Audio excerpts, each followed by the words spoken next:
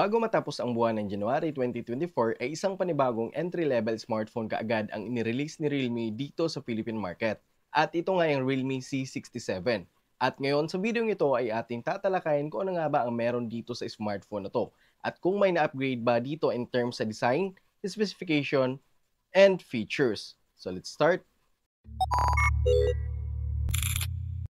Okay, bago natin talakayin ang specification sa phone na to, ay unahin muna natin pag-usapan ang kanyang design.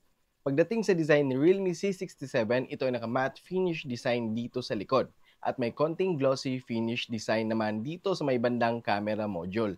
At kagaya ng nagustuhan ko sa mga naka-matte design na smartphone ay hindi nagmamarka ang fingerprint natin at hindi din ito madaling kapitan ng alikabok. Nausa pa sa kagandahan sa back panel ng smartphone na to kapag natatapat natin ito sa ilaw or sa sinag ng araw ay kumikinang ito na nagbibigay dagdag classy design. Siya nga pala, isa sa napansin ko din dito yung design ng kanyang camera module sa likod. Ito ay nakaangat o nakaumbok. Kaya kailangan talaga natin itong ingatan nang sa ganon hindi ito magagasgasan kung ilalapag man natin ito kung saan saan. At mas mainam na din siguro na bumili na lang tayo ng protective case nang sa ganon ay mas nalalapat din natin ito ng maigi at hindi umaalog kung ilalapag natin ito sa mesa. Now, pagdating naman sa material na ginamit nila dito sa kanyang frame, ito ay made in plastic at lightweight lang din ang timbang. At hindi rin gaanong makapal ang kanyang body build dahil ito ay may kapal na 7.9 mm lamang. Kaya easy to grip at kahit pa buong araw man natin itong gagamitin ay okay na okay talaga at hindi nakakangalay dalhin. Nung mapunta naman tayo dito sa kanyang screen kung saan sa presyo ng smartphone na to, ito ay naka-punch hole design camera na. At mapapansin din natin dito sa kanyang bezel na manipis naman, lalo na dito sa side bezel. Ngunit pagdating nga lang dito sa may bandang chin part, ay makikita pa din natin dito na medyo makapal pa din ang bezel nito. At para sa akin ay normal na natin itong nakikita sa ganitong presyo ng smartphone ni Realme o sa mga ibang brand na smartphone. Anyway, malipat naman tayo dito sa ilalim ng bahagi kung saan dito natin makikita ang kanyang 3.5 mm audio jack, microphone, Type-C charging port, and single stereo speaker na napakagandang pakinggan dahil sa napakalutong na tunog. Dito sa taas ay dito natin makikita ang kanyang noise cancelling microphone. Dito naman sa kanan ay dito natin makikita ang kanyang volume rocker and power button na may fingerprint scanner. Dito naman sa kaliwa ay dito natin makikita ang kanyang SIM tray na protektado ng rubber dahil ito ay naka IP54 splash and dust resistant. Kaya hindi na tayo mababahala pa kung sakaling matapunan ng tubig o buhangin ang phone na to.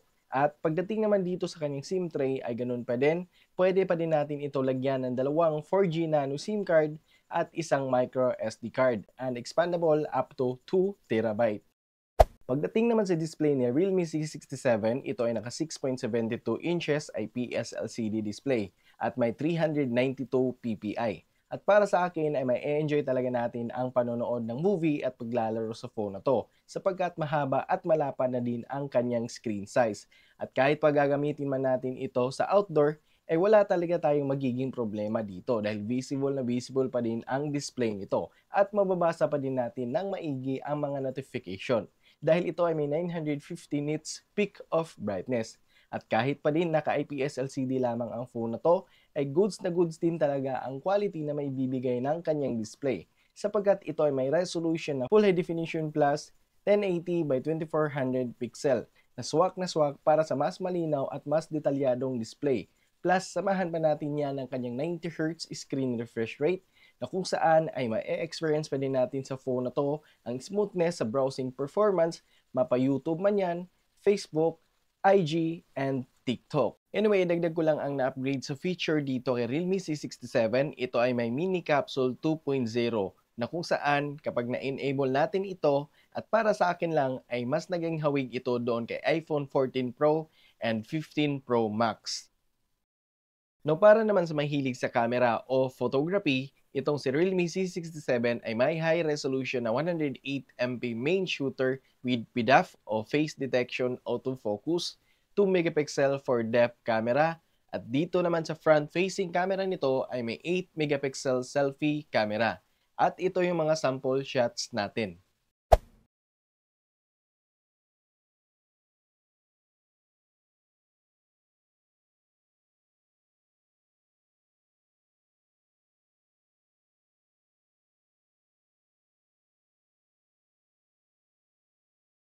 No, pagdating naman sa video resolution nito ay kaya lang mag-record nito front and back camera ng 1080 at 30 frames per second.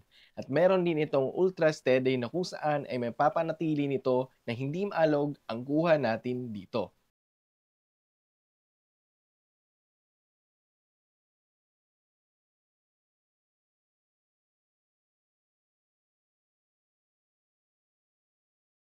Kung sa performance and presyo naman ng smartphone na to ang ating pag-uusapan, ito ay naka 8GB of RAM and 128GB of memory. At nagkakalaga naman ito ng 9,999 pesos. At siya nga pala, hindi lang isa, kundi dalawang variants ang pwede natin pagpilian dito. Ang isang variants naman ito ay naka 8GB of RAM and 256GB of memory. At nagkakalaga naman ito ng 10,999 pesos. At pagdating naman dito sa kanyang operating system, ito ay naka Realme UI 4.0 based on Android 14 at may chipset na 6nm Snapdragon 685. At isingit ko lang din dito ang nakuha natin na 306,000 Antutu score na alam natin na mababa ang score na to para dito sa kanyang presyo.